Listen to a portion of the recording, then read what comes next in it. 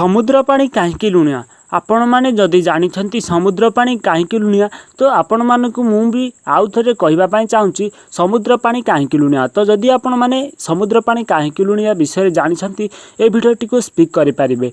यदि आपण मैंने समुद्र पानी कहीं लुणिया जानी ना तो ये भिडियो लगी रुहतु। हाय फ्रेंड्स मु बापनी ओडिशा नॉलेज चैनल को आपन को बहुत बहुत स्वागत। फ्रेंड्स चलतु भिडियोटी आरंभ करवा। तो फ्रेंड्स आपन को गोटे स्टोरी माध्यम बतई दूसरी जे समुद्र पानी कहीं लुणिया। तो जिते बड़े वर्षा दिन रे वर्षा होता है तो सेते आपण घर ठारू आरंभ करी जल पोखरी नई नईरू यही नदी नदी समुद्र को जाई थाए। तो जिते बड़े वर्षा दिने पानी जेकोसी गाँव माटी रे बही बही जाई थाए। तो जिते बड़े पानी माटी रे बही बही जाऊ थाए तो सेते बड़े माटी लुण अंश तक से पानी सहित मिसी समुद्र को जाई थाए।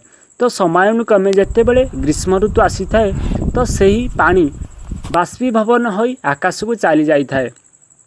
तो बाष्पीभवन रे कौनसी जिनिस ऊपर को जाई न थाए तो सही थे लुण गुड़िक समुद्र रे पड़ी रहे। तो पुणी से समयानुक्रमे पुणी वर्षा दिन आसी थाए। तो पुणी वर्षा दिन जाई से पानी पुणी समुद्र को आसी थाए।